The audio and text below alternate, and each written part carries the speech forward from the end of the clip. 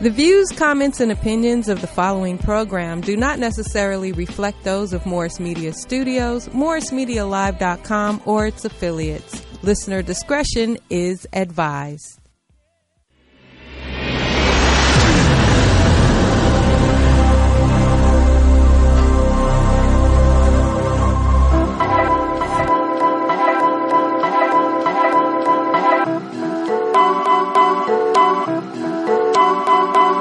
Poetic beats.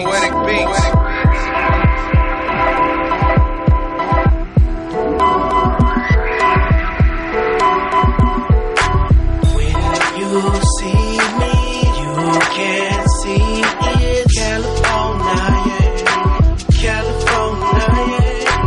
When you see me, you can see it. California. California beaches, California breezes, California bitches, our California needs. Sun up, sun down, all smiles, no frowns. Cali life is like a circus, minus the clowns. I keep the top down, swag stays turning. There's so much heat, the week get burned. Every day is the right day. In Cali, I do it my way. Kush keep it highway. Sunset on Friday, promenade Saturday, Sunday to Beverly. Fuck the forecast, we know what the weather be. Post on the strip, showing off the whip. Real nigga love from the Bloods and the Crips. Cali, from the valley to the beaches to the flatland. Cali on my plate, I'm like a big old fat man. The desert is dessert, grapevine growing perp. All play, no work, got my boy about to surf. When you see me, you can see it. California, California. When you see me, you can see it. California. I'm off that Cali Kush, blowing in that Cali breeze. I love life like my niece, Cali dream. Palm trees and beaches, sunsets and clubs, VIPs, bad bitches, hoes and things. Throw up the West, represent your city and your state. Compton, California, shout out to Big Face. We on a Cali tip, let's take a Cali trip. LA to the Bay, that's that Cali shit. Banging Dr. Dre on the way, that's that Cali shit. Bumping Snoop Dogg every day, that's that Cali shit. DJ Quick in my shit, that's that Cali shit. I'm a Cali chick, hood to the valley chick. Back to the hood, I was satin on my Cali shit. Queen of the West Side, BFLY, that's what I be on. Thank you for this, Miss Morris. Welcome to another episode of Toomer Sound. I'm your host, Al Toomer. And tonight we will be discussing a multivarious of topics once again. And we already know what has happened. Another sad event has happened with one of us being taken out here by another one. And it's painful. It's painful when you know, it's the second Sunday this year, man. In 2 months, I done lost 2 people on a Sunday. January 6th, my mom died, 87 years old. Shit, 2 months later on a Sunday, this boy, who I've known since he's maybe 13, 14 motherfucking years old, to see him rise up, go through what the fuck he went through to get the way he at, to go out like that. But I'm in a good mood because he's legendary now. He's gold now. Move over Tupac and Biggie. You move over Elvis. Move over Michael Jackson. He did enough in 33 years where he'll be a motherfucker talked about for a while, a long time. But it's painful. So I've seen the videos and all that shit. Nobody wants to see anybody they know. You don't see nobody unless they have done something to you. But to see somebody you love get hit up like that and brought up daylight, it's painful.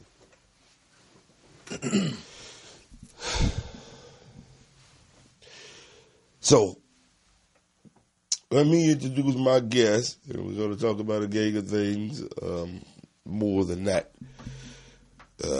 Vaccinations and this type of thing. Talk about the N-word and a couple other things. You got a lot of things. You make sure I stay on point. What I'm talking about.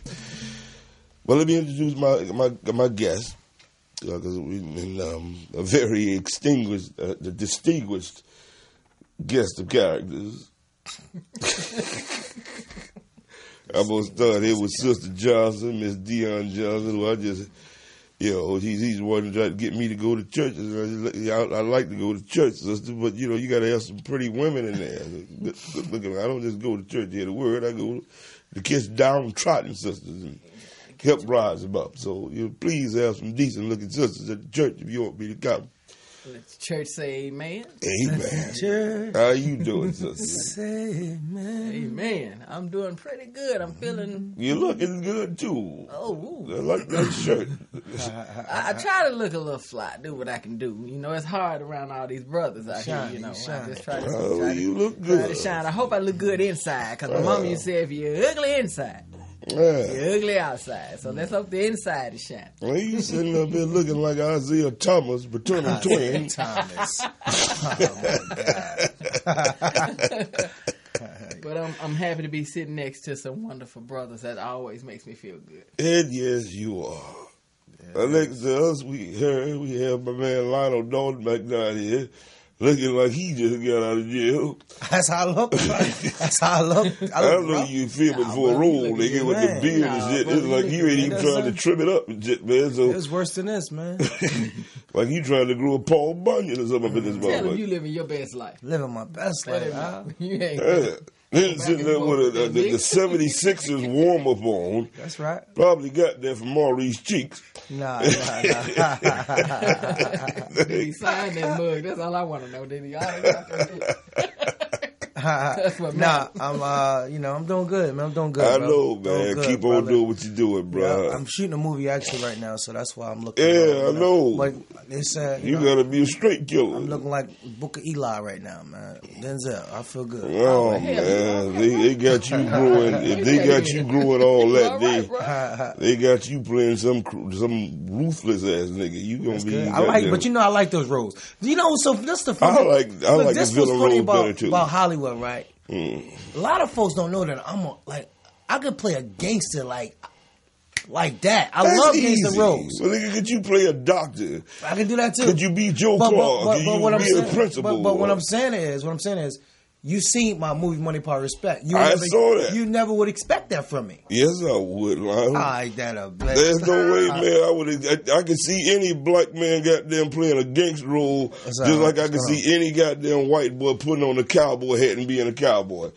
Any of us could play a gangster, but to pull off some shit where you like a... I played a preacher. Yeah, see? Yeah, I played. He sounded like a gangster in that. I believe he was up in the pulpit threatening to kill somebody then. That's something. You was. Actually, How you doing, Al? How you doing? I'm doing just fine, but I believe you was up in the pulpit telling your congregation they needed to go out and kill somebody. Nah, I didn't say kill nobody. You didn't say kill, but the tone was set. It was passion. Okay. It was I just passion. don't know how much you collected, for the anniversary, Pastor. Right. All right. That's when they get all right. What's up, Sean? So let's go and get started, man, and get these topics goddamn rolling. First of all, Dion, how do you feel about what happened this Sunday with Brother Hussle? I really felt like you felt it. It really messed my Sunday up. My thing about it, though, is fatherless children. His brother left some children behind that will only know their father through what people will be saying and things that they're going to read, and that's sad. Well, they gonna be saying some great things about their dad. Yeah, but that boy did some powerful shit. Yeah, they still needed him, and that's a sad thing. But the thing about it is, like you said, this brother has did more in those 33 years. Motherfucker doing a lifetime. So this should make you want to, as an example, check your life now. See what you got going on. You don't need a long time. It don't take a long time to be great and be remembered. People need to think about the people that they revere, the people that they look up to. From Jesus, hell, he's like 33. But didn't nobody know where the motherfucker was for a long time, and he just showed back up in 3, 4, 5 years they got him. Yeah. But from 12 to 27, 28, 29, nobody really knows. And you go to Martin or Malcolm or anybody that people look up to, people who transcend this bullshit. Like I said, this boy here is going to be more, he's going to one of them. When you can affect shit from the grave, when you die, and that's all he did, and he did his thing, he did it. and did some powerful shit. But now that he's dead, it's going to be even goddamn bigger. In other words, what that motherfucker did ain't did him to make this boy a martyr, a gold legend for life. Yeah, that is absolutely correct. But my thing about that is, why always one of us has to be the martyr? You understand what I'm saying? Because when somebody is pulling your chain, longevity has its place. Yeah. But my thing is, every time we have someone that is doing something positive, that is setting us in a direction a path of righteousness or right, something happens. It's almost like a message is sent out like, you can only go so far, nigga. Don't forget. We're only gonna let you go so far. You understand what I'm saying? Yeah, it is like that. Because they die young. Damn, one day I want to sit down with one. I want someone to be able to sit down when they sit down with their grandchildren, talking. Don't you want to see that? Well, that could happen, babe. You know, with Martin, the kids were a legacy left. They knew their father through videos, through mother, through the legend. Damn, when is enough? But I mean, maybe who's to say that that's not the best way to be a kid growing up? What if Martin had lived to be goddamn 40 or 50 years old and started doing fucked up shit? This is what we talk about. When you go out great, man, because everybody, in case you don't realize it, is going up out of this motherfucker. Some do it younger, some do it later in life, but your ass going up out of here in case you forgot that. No, you can't get out of here alive. No cure for death. But when you do things like this boys did, like I said, people will be talking to you. It ain't like when this funeral will be sometime this week. It ain't like when he go out there and they put him in the ground, motherfucker gonna forget about him. You want people talking about your name in a way where it's uplifting. And it's fucked up the way he went out, but it's pretty much fitting. Because what he's trying to do is it's gonna become even bigger. No matter what happened, it's gonna become bigger because of now some motherfucker violently killed you like this, and you was already doing great shit. So people talk, it's like some Elvis, Michael Jackson shit. Well, you one of them motherfuckers with people, there will be conspiracies for the next 40, 50 years behind this boy. You saw that with Tupac, you saw it with Biggie.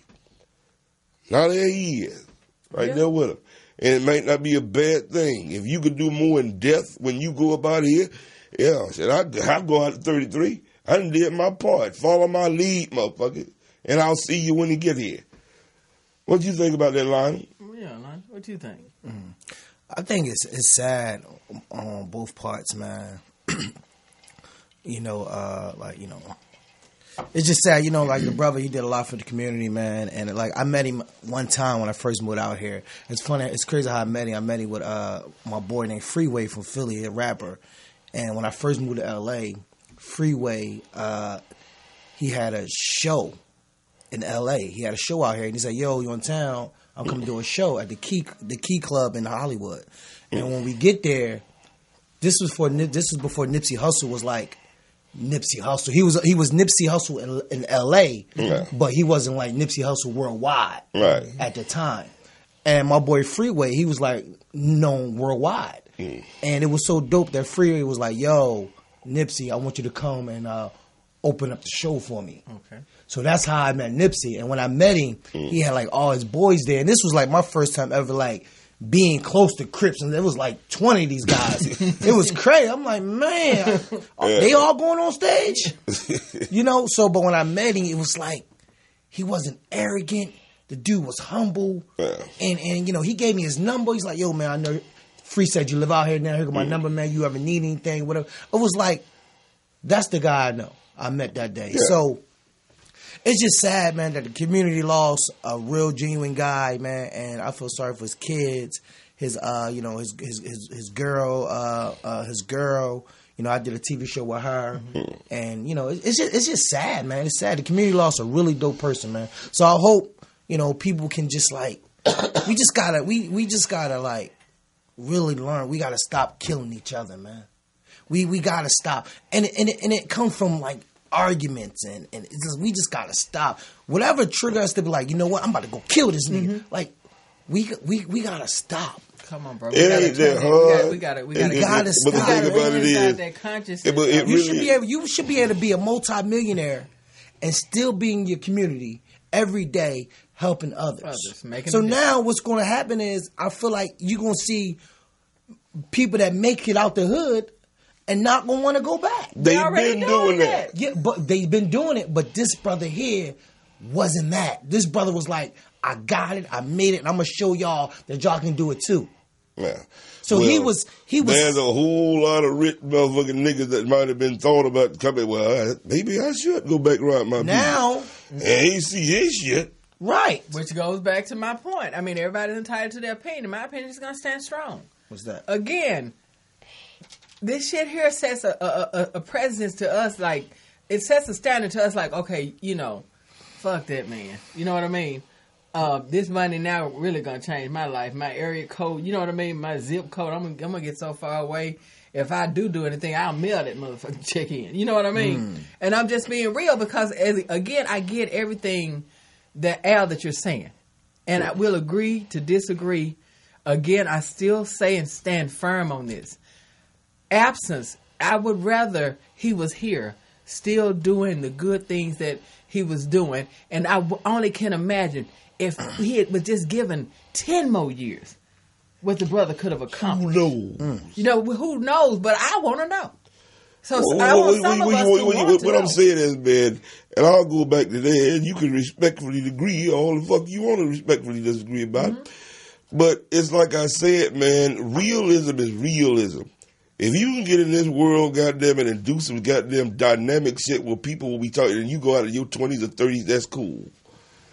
You understand? All the great ones do. That's not cool. That's not cool. That way. That's not cool at all. I'm not saying, okay, well, maybe cool is the wrong way, but understand. Here's the thing. No, let me explain what I'm saying before you go anywhere. I'm just saying your impact in life.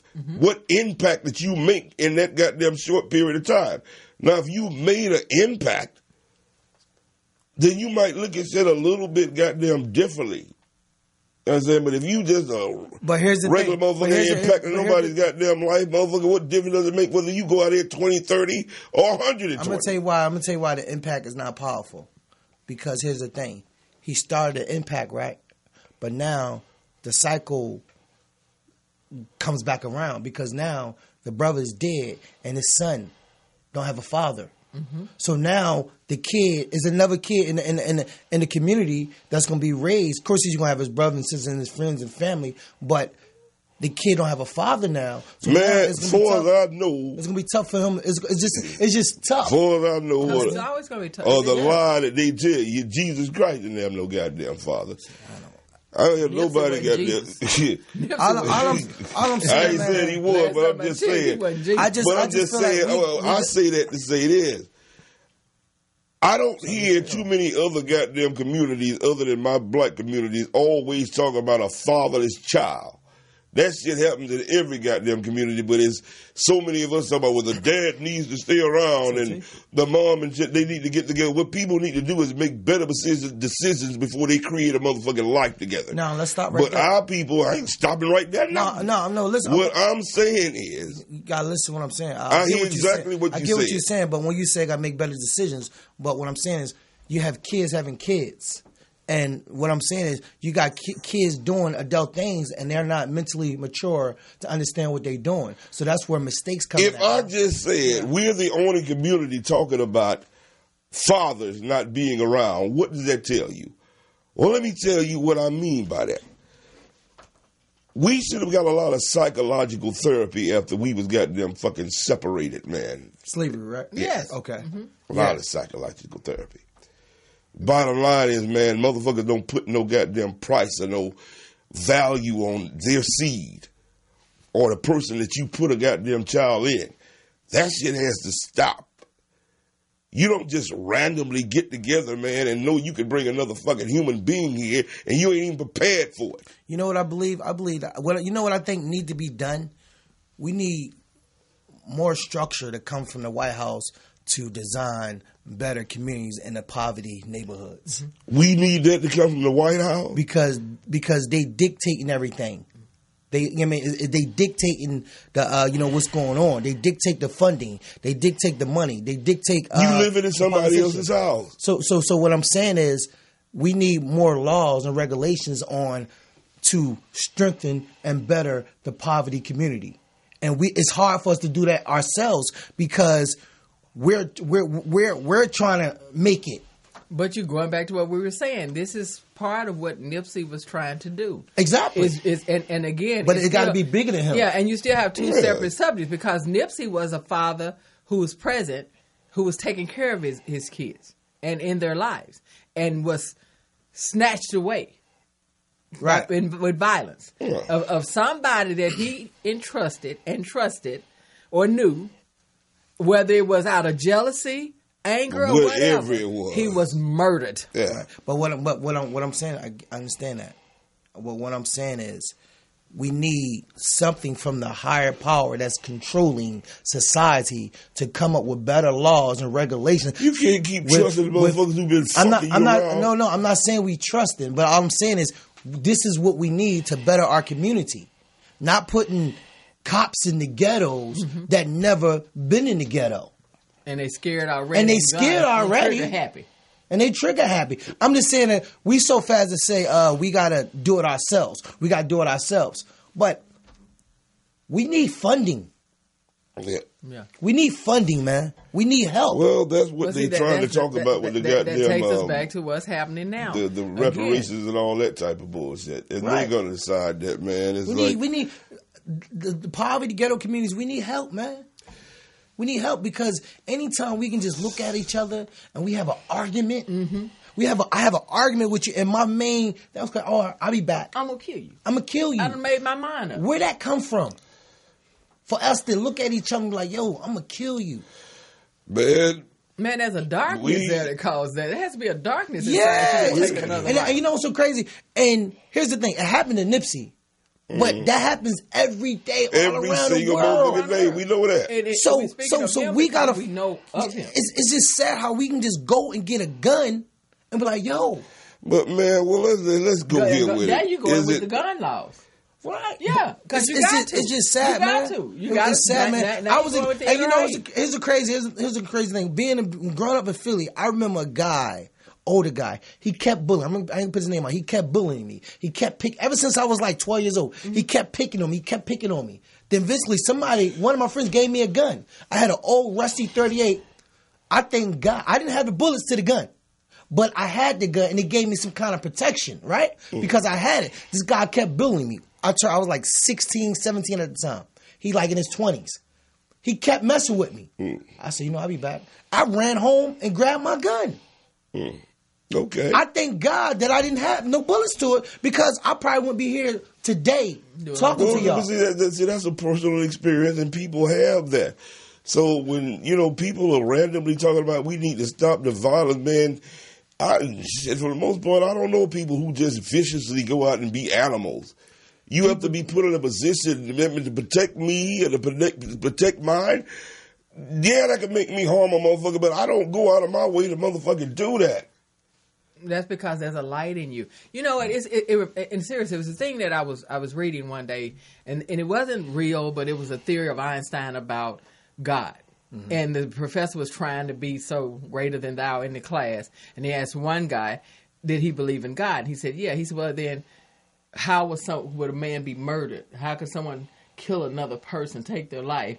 And, you say that there's a God. With Einstein, real quick, his thought when it got to Einstein, he used the light. He asked him, was there darkness? You get what I mean? And he said, the professor said yes. He said, no, it's not. Darkness is there when the absence of light, you know what I mean? When light is gone, just like when the sun rises in the morning, the darkness goes away. So darkness does not exist. Then he asked him about heat. And cold, did cold exist? And he told him, no, cold does not exist. It's only there when you don't have the sun and the heat. You get what I mean? And the only way you can describe it, if there's no light, there's darkness. Right. If there is no heat, you're cold. So that's just something you're describing. And like with God, when you don't have that God in you, you understand what I'm saying? Right, the light. Right. Then you don't have that warmth in your heart, which is the love. Right. And that's exactly what you're saying. So that's why I was thinking, like, what triggered me to go back and say, I'm gonna do something to this dude. And that's what goes on in the ghetto community every day. It's a trigger, But like the bullet had blinded you, had put you in a dark space, right, and made you cold because you got angry. And that happens every day in the ghetto. Yeah. So how do we stop that? And that's what's wrong with children. It goes back to what you're saying, Al, about. Well, we are, but I'm telling you, I'll tell you what, do. motherfucker. If you want to restrain yourself when you look at your brother and he ain't really did no shit, because I will be the first one to say some motherfucker need killing, man. Mm-hmm. But if you can avoid it, you know that restraint you see when you see other than any other black man or anybody else, that restraint when you see a white motherfucker or anybody else, you restrain yourself then look at your brother like he's white. Take a fade. Fight. Let the church say they ain't fighting no more. But he right. He's right. But we get a sensibility when that is he. But he is telling, just like right now. Let's be real. Right. No one. If he was in Hollywood Hills or Beverly Hills and this brother was mad at him, right, he would not have went there to kill him. Right. You understand what I'm saying? It's something about he is. That's always my thought. I work on a job where I have a position. And then the people that like the owner and the president are there, and the callers will come in and say things to me that they won't dare say to him or them because of I'm the I tell people every day, man, man, it's different. It's nothing harder than being a black man in America. It's nothing harder than that, man. You know, is waking up in the morning, getting out there to try and figure out. It's nothing harder than being a black man in America because we got to watch ourselves. We got to watch the white man. We got to watch, it's just man, you are you start out as respectless. You have to earn respect based on what you do. You don't start out with no respect. As a black man, no. Well, you got to do something. You don't just naturally get that by being a black. You have to go out and do something. Whatever your career is. It's just sad, man. It's sad, man. When you start out that way, respectless. And you're right. And you know what? And I praise y'all because I had something happen to me. This really happened. I was driving, going to work, and I was in my car. My tent was dark. Point was, police pulled me over, and I'm dressed like I am. Yeah. You know what I mean? I'm looking like I am. And he saw me. I could tell when they you pull up in front of me. Looked back and all that. Then he slowed down, got back in the other lane, let me get in front again. So then they pulled me over. So when they pulled me over, first thing they did, three more cars came up.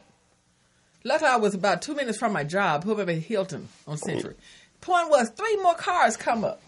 Then he come up, and one come up, he's holding his gun like this. Yeah. You know what I mean? So he standing away from me like he's scared and tipping the window, let the window down. Mm-hmm. I'm going to need your license. Right. Well, I'm nervous. It's in my back pocket. So right away I said, sir, and it's funny because that's when I became real feminine. Because I was like, yeah, put your dick down. I wanted to make sure I dropped that motherfucker like it was hot. I said, excuse me, sir, I'm so sorry. I wanted to hear the feminine in my voice. I said, I'm really not from here. I got to try to, get kind of country too. I'm from Arkansas. A girl just don't know her weight. A girl just don't know what did I do? So then he kind of toned down. Well, I'm going to need your license. And do you know your brake lights out? You know that tent's too dark. And then he was like, and I still want to search you. I'm sorry. But then they called a lady. Yeah. And she had to come up. But my point was, right away, and do you know what she said? And she said, I'm so glad you let them know you a woman. Yeah. Now, this can't be made up. No, I believe I got pulled over. I was in the passenger side, and the guy I was with, he was white. He was driving. He had the worst looking car ever. Cops pulled us over. The cops asked me all the questions.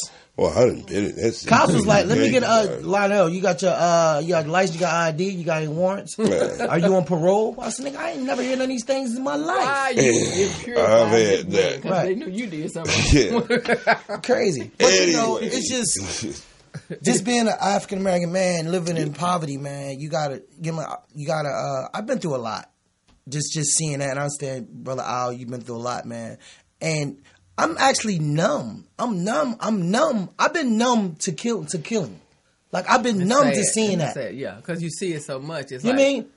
I wrote a joke the other day. It's based on a true story. But growing in the ghetto, you're not allowed to snitch. Mm-mm. I didn't know that you wasn't allowed to. I'm 9 years old. I seen something. News truck came around. They said they heard that I seen something. My crackhead aunt was outside. News truck came to me. Soon they was about to give me the microphone. My aunt grabbed the microphone. Was like, my nephew ain't seen nothing. My nephew ain't seen. I'm like, I seen everything. Aunt. She looked at me. She was like, you gonna get the whole family killed. Everybody. My aunt started looking in the camera, talking to the killer, like the killer was there. Yeah. Like the killer was there. She did a close up. Yeah. He ain't killed. He ain't seen nothing, Mr. Killer. My nephew ain't seen nothing. That's when I realized you can't snitch in the hood. White folks, y'all can snitch. Little kids, they snitch everything. They tell everything. So you understand how dangerous it is growing up? Yeah. And then when I hear you guys say that, you guys got to understand something. I'm here, being here in LA. I've been here 11 years. Me too. I literally grew up in a town that was so small, population was 1,700. You know, in Arkansas, and it was predominantly black. But I say that to say, still, there was no. If someone just died, we knew. And I got a joke for you. We knew we was getting Kentucky Fried Chicken. You know what I mean? Because everybody was together and bring food. Just, you know, because you finna throw down. You know, it's a party, a black party. You know, no, seriously. But when you, and then when I was on TV and I watched Boys in the Hood. Yeah. And I remember watching that movie and I'm just sitting there tearful and I, you know, my kids are in the other room and I'm thinking to myself, God, I'm just so blessed. You get what I mean? I'm just so fortunate that they're not sleeping on the floor, you know what I mean, worrying about getting shot. I went to St. Louis and I jumped up on the sofa. Man. Went to St. Louis, went to a cousin's house, jumped up on the sofa by the window. She said, if you don't get your ass down off that sofa, you sit down on the floor. I'm thinking to myself, what the hell you got the sofa for? And their thing was that you worried about a bullet. I'm serious. That was my first experience. And my thought was, this was a Thursday. I'm like, Friday, Saturday, Sunday, I'm out this motherfucker. Right. Oh, you great. Anyway, let's hold up here. Ladies and gentlemen, we call. I didn't say it. None of this. I've been dancing with you motherfuckers. Call in 323-293-3375. Here at Morris Media, we're talking about the Nipsey Hussle thing. We're talking about what else are we talking about here? You was goddamn really want to leave the show. I think you said something about the N-word or something. Yeah, when we come back from break, because we got the funny burrito lady here, so she's got to come up here. She's running goddamn late, so we gonna take a quick break. You got a burrito, and we'll come right back here. She got a whole bunch of them.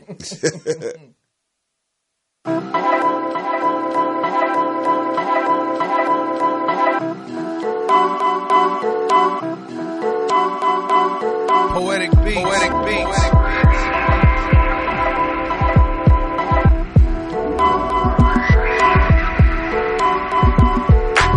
When you see me, you can see it. California. When you see me, you can see it.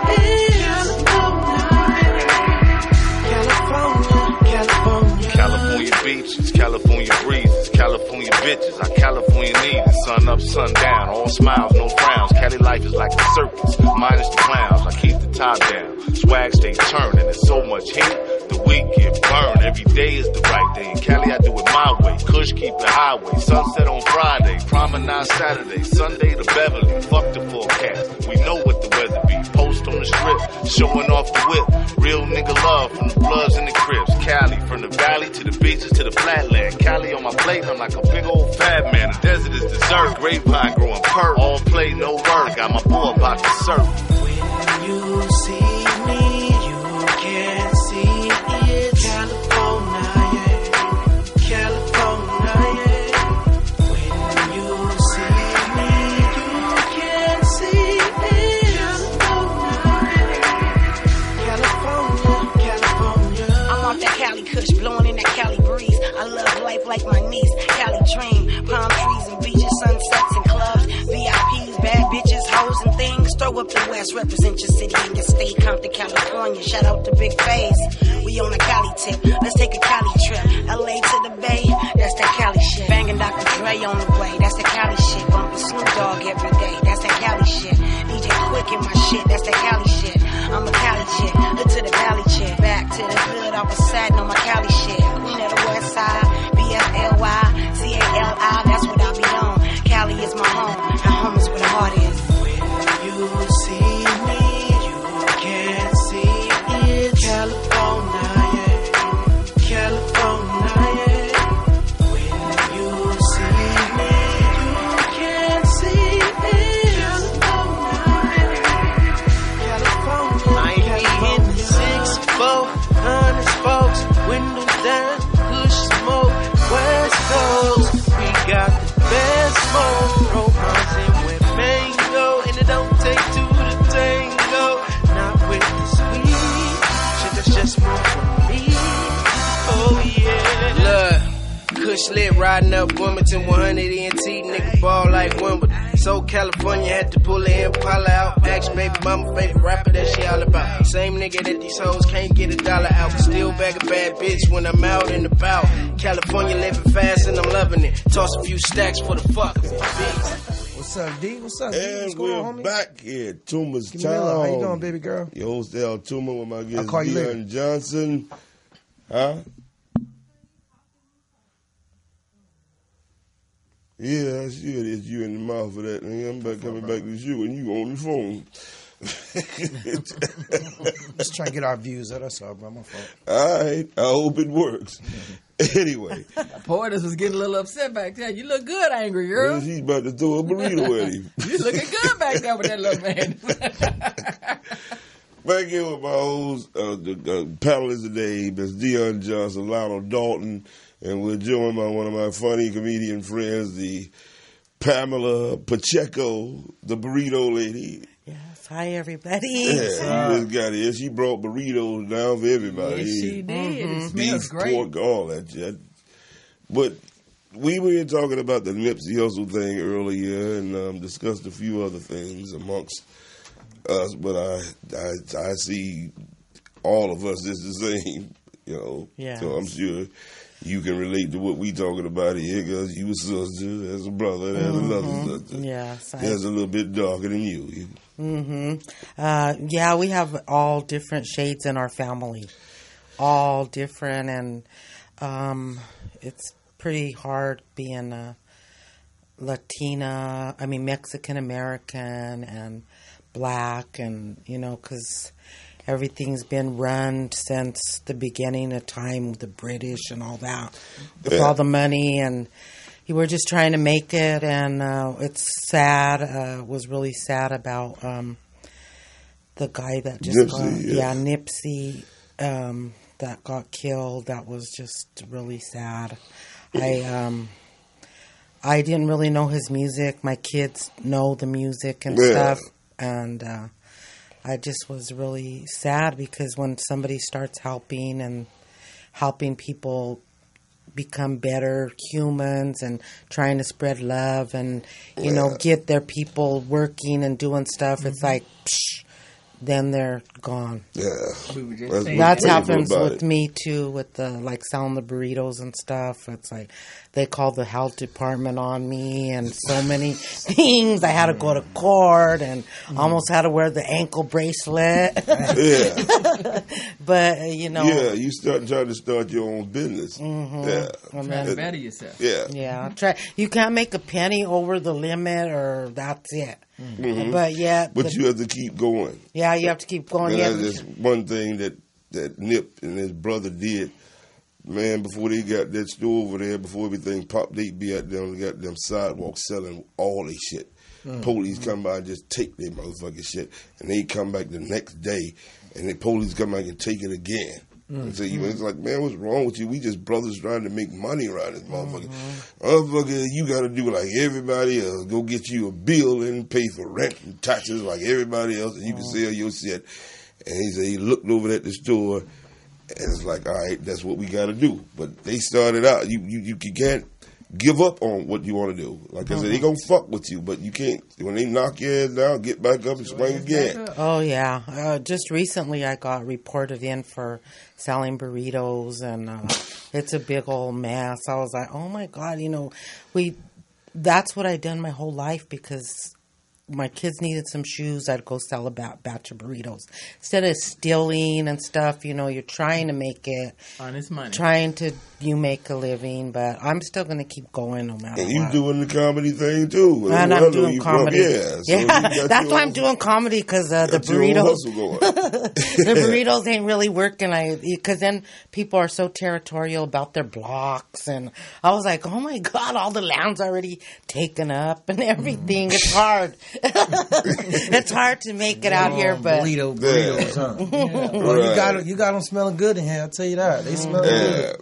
Yeah. Well, glad you made it down. Oh, we're gonna let Miss Dion here. She has her playing field out there, so let's intertwine everything we're doing here. But you brought that down, and I'm gonna respect what you got on there. So. Well, no, we were just talking and everything, and I really, like I said, was listening to what she was saying, and I think Pamela brought up some interesting points and stuff. Right. But I also, my brother next to me said something that goes back to what we were talking about. He was talking about things have to be, there are laws that need to be set, things need to be changed, things need to be. And everybody knows, yes, I do politics, a lot of that. It's hard not to. That's just a part of me. But my thing about it is, he's right. We really are going to have to start really demanding more, but more action, less talk. That's what I'm saying. Yeah, because you can talk. I mean, I'm like him. I'm numb with talking. Well, you know what I mean? I'm numb with, just like now. The most crookedest person I know is in the White House. We talking about tax evasion. You get what I mean? Evasion, hadn't shown a tax return. And we you over here talking about just selling a few burritos. I know. Do you get what I mean? And everything. And you're right. I won't say he's the most crooked person in the White House. I feel like it's a lot of them. They all been crooked. We just didn't know. And this guy here, he let you know. He put it all out there. I like those kind of people. He's put it all out. He's just bold. He's just the boldest person. I respect that more. And I believe, I'm just saying the worst, me personally, since I've been living in America, I believe the worst president that ever was. Well, I ain't gonna say that ever was because I don't know about all of them. The worst president in my era is, I feel like it's George Bush, because I feel like when he was president, he got George Bush Jr. I feel like when he was president, he got so many innocent folks killed. That was in the that was in the Marines. That was in the Army. That was in the war. That was in Afghanistan. Yeah. Got so many innocent folks killed, and we didn't get anything. So I just feel like so many people lost their lives, man, and it's just sad, man. My dad was in the Army, man, so I feel. What president do you remember, man, that didn't have this country in some sort of war? I don't know how you could say that. I said in my era. I'm just speaking of my era. But they all do that. Yeah, but I mean, nobody ever wants to think about that. We're glad that we had a black president, and that's good. But that motherfucker had to do the same dirt that these other motherfuckers do. But nobody want to look. I wonder how many body counts is he responsible for? Right. He let you know. That's another thing. No, he didn't hide. He's not hiding. But some of his body counts, I give him an A for. Like who was that had the person hostage and they slit the throat right in front of the family? They've been doing that our whole life. And Obama, yes, was responsible for them finding them and murdering them for taking Osama bin Laden. And still did it in the way that their country does it. You know what I mean? After they found him and murdered him, they washed him and sent him out to the ocean. My thing about it was, they only gonna let us know what they want us to know. We really don't know everything. That's it. I think everybody is a crook, and from the White House to everybody, all the phone companies, the real estate people, the car people, they just are. They need to change a lot of laws to help us, because like my interest rate is outrageous. So I'm going to land up paying like $50,000 for a car that's worth like $16,000 just because these numbers and all that. So it's like everybody is just the big corporations and all that, which we weren't supposed to have anymore. Remember when they broke up the AT&T and Mountain Bell and all that, and they said, "Oh, no more corporations." That's all there is. So, what do it take to be a better America? Blowing that bitch up.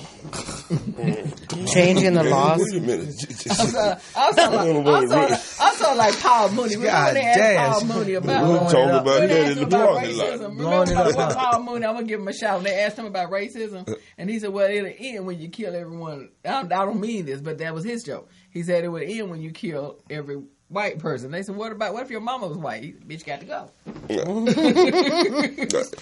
no, to be honest,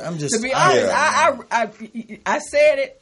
It's out there, but I say that to say it's not really like literally blowing it up. Some things you got to use it in. That wasn't a good joke because I believe that I don't believe every white person is bad. I don't believe it. Just the ones with the money. Yeah. No, I don't believe every person is bad at all. Any person Are black. Everybody, shit ain't no. But I meant what I said in a joke way for real. Like blowing it up means sometimes blowing it up means we need to blow up what's going on. Mm-hmm. We got to sometimes you got to do something. Just out of the way. All crazy you gotta just to blow shock up is the everybody. shit. You blow up what's going on in your goddamn life and realize that goddamn it, you can do whatever the fuck you want to do as long as you don't try to include nobody else. You can run by this motherfucker singly and do what the fuck you want to do. How you know? Atlanta, But we keep the talking. boycott, bus boycott. Excuse We went me, around man. that was a blow up. That was a blow up. It changed the course of history. We just need to do our own, our neighborhoods, like they say, buy from your neighborhood and all that. Yeah. And just get a cheap little phone. I don't know, these kids nowadays, they know, the computer kids, they know how to get phones and stuff. And Man, the bottom line is, when it comes right down to it, we're in such a helpless position as a people. Even if you become a billionaire, there's only so much you can really do. There's only so much shit you can really buy. But I know goddamn well if I was a multi-billionaire, what I would be doing with my shit. And I wouldn't be buying a bunch of mansions and fucking 100,000 cars and fucking off those bitches. That's nothing I'm not going to discuss on air. How dare you ask me about that? To me, how dare I'm curious. Would you maybe you can give somebody some knowledge? I'm not on air. You have to pay for that shit off air, dude. There's a whole lot of shit that we can't see up here, bro. There's a whole lot of shit. It's almost like you got push the envelope, but hell, you ought to know what. Go back to goddamn Black Panther and look at the motherfucker Killmonger, motherfucker, and you see what I'd want to do if I got the power. Yet still, he got killed because he was a bad guy. You go back to Black Panther? Mm-hmm. He's from Oakland. They got vibrating nigga shit. This is the one thing I can free all my people. But he had to die. The own people told him that you can't do that. You can't act like them. I don't want to act like them. I just want they fucking foot off my neck. As long as they respect me, as long as you know I can fuck you up like me, you'll get respect. Mm-hmm. But if you don't get no respect from nobody, man, they'll do what the fuck they want. We have no respect. We have no power. And I don't want the unborn black children coming and going through the shit I'm going through, man. That's just where I'm at on it. We have to start changing shit and dealing with the unborn children. Having shit set up for them, planning the shit that we've already set up. Motherfuckers don't even plan their children.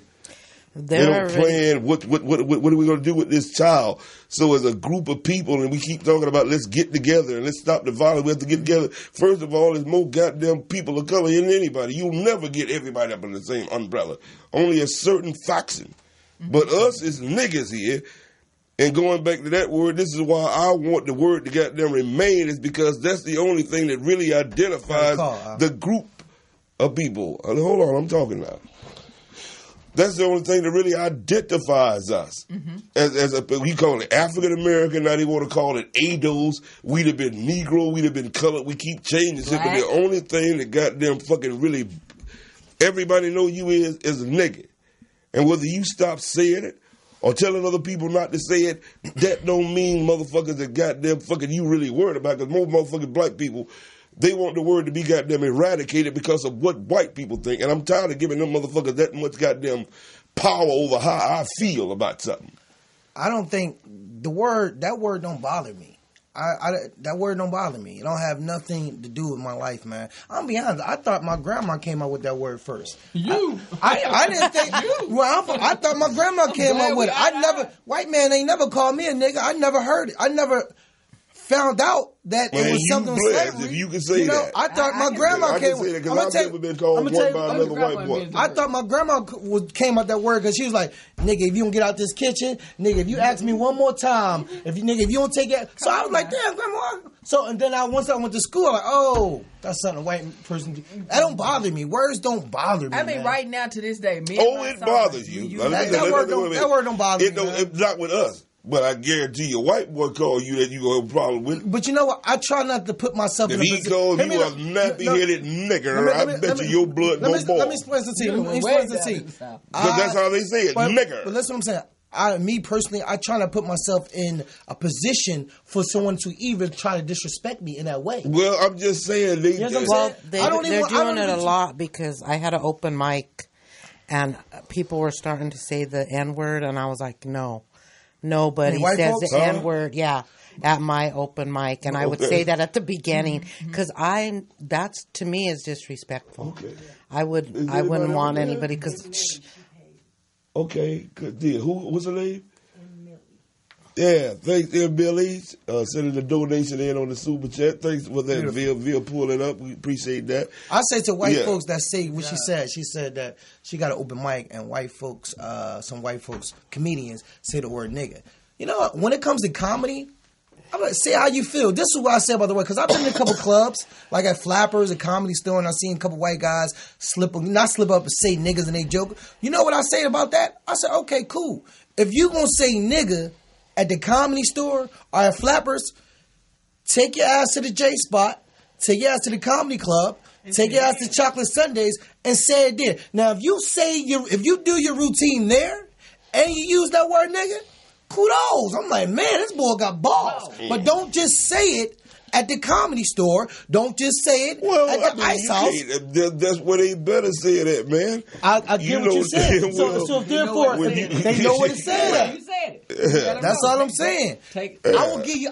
Just like there's certain things when you go to the clubs, you know you better not say. Oh no, not me. Not me. Anybody. When my comedy, I say what I feel. I say what comes to my mind. I say my set. I don't change up. When I go to the white clubs, I be myself. And that's why they love me. That's why, because I've been watching guys like you. I've been watching guys like Richard Pryor. When I do stand-up comedy, that's why I'm getting even funnier because I'm on stage and I'm not changing up. I'm giving you my life. But see, what you guys are talking about is something we were talking about today. It's like white people are unapologetically okay with everything. We always felt like we had to change things. Here's a prime example. We always felt like we had to kind of fit into their bubble. Mm-hmm. You understand what I'm saying? That's what integration does. Here's the thing. Growing up in the South, not a comedian. Do the best I can to be funny. But I noticed for a fact that my mom could be talking to us. Dion, I'm going to beat your ass. I'm finna whoop your ass. I ain't going to be waiting on your... And the phone ring. Hold up, honey. She get the phone ring. She get on the phone. Hello.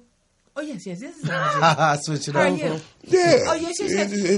Wait, go to my friend's house, because that's why I said I grew up, had white friends. Go to my friend's house, and their dad's talking. When I walk in the yard, he's, girl, how you doing? You looking damn good. How's your mom? All right, hold on, my phone's ringing. Yeah. Oh, yeah, that's me. You got me. It's me. It's Billy. What you want with me? He didn't change nothing. Didn't change nothing. Because what you see is what you get, can't and that's fake. Called white privilege. Can't be fake. I can't be fake with all right, we got to get ready to close out, y'all. Once again. Was that quick? Our goes fast when you're having fun around this motherfucker. Yeah, but I hear what everybody's saying on that, and we were supposed to get to, her thing with for being, Mexican side and Trump trying to put that wall up, but we were trying we ain't going nowhere, bitch. Me, I say y'all should want the wall because they can't see y'all getting in. Yeah, you can fly over that wall. Ain't gonna stop a motherfucker. Wall ain't gonna stop nothing. No. Hell no. Put that wall up. Y'all ain't gonna see me. getting through this motherfucker. You know what I mean? That was crazy. I mean, yeah, put it up.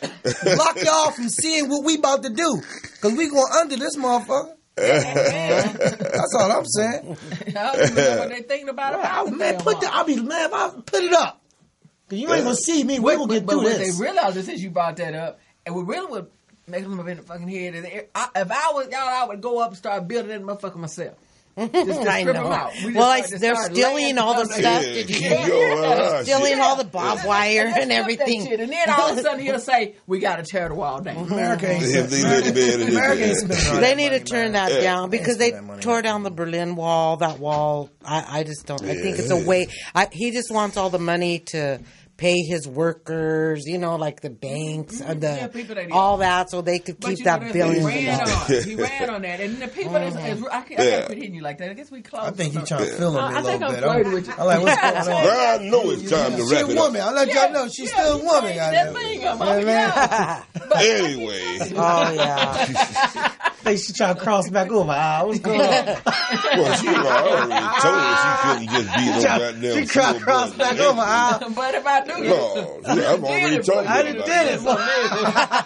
That's good then. That's part of your time there. I done let her know she couldn't be no.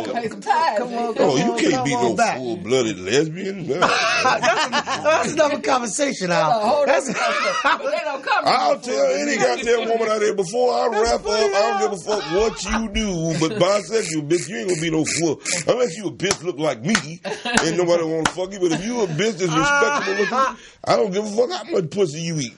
You all a man some pussy 3 or 4 times a year. Oh, that's Toomer's Town, Morris Media. You can check the whole wrap this shit up. Toomer Town, Morris Media. Live. Tell them something about yourself, Dion. You gonna be back up here on Melanated Politics this Sunday? I'll be joining my brothers Eric and David my Harper. boy. Yes. And I'm gonna say something else. I'm so damn bold. I'll be back up here with. Sit by your ass again. You bring your woman next time. That's what you supposed to be a big goddamn doing. You bring her next time. I want to sit there talking about you. You want to sit next to my wife. I ain't say that. She could be sitting where you sit. I want both of you up here. We're going to talk about some things. All right. Talk about some good the Q2, what is it? Of course we going to talk about that. I ain't trying to get my ass whooped. You look like you hit hard. I hit low. I bet you. I don't want to fuck you up, so I ain't going to make you hit me. Anyway, I don't goddamn tell them something about you. Yo, it's your boy Lionel Dalton, man. I'm just out here in these streets doing stand-up comedy, man. I'm here. Catch me on Lionel Dalton Facebook, Lionel Dalton Instagram, and I'm shooting a movie right now called Bomb Pizza, so just pushing through out here, man. All right, love L.A., man. Nipsey Hussle, rest in peace, baby. Yeah. Yes, rest in peace. Pamela, funny burrito. Tell her where you before bed. Well, where they get some of them good tacos at? Oh yeah, burritos. I'm the burrito lady. The taco ladies are the ones that are territorial. But I'm the burrito lady. You guys, Pam. I'm doing a lot of improv now. I joined this improv, the comedy pachanga, the Latina, Latinx. Anyway, I'm doing a lot of acting now, and I'm hitting some open mics. I'm going to be having one of my open mics again real soon. I miss everybody, and rest in peace, Nipsey. Thank you. I do want to come back. I won't be late next time. Remember, I said, I'm never late, and look what happened. Never say never. They're still hot. Do that. Anyway, ladies and gentlemen, we come to another end of an exciting episode of Al Toomer. I'm your host, Al Toomer, and thank y'all all for coming out here. Deion Johnson, Lionel Dalton, and Pamela Pacheco, the burrito lady. Thank you. Tune in. All 6'4", honest folks, windows down.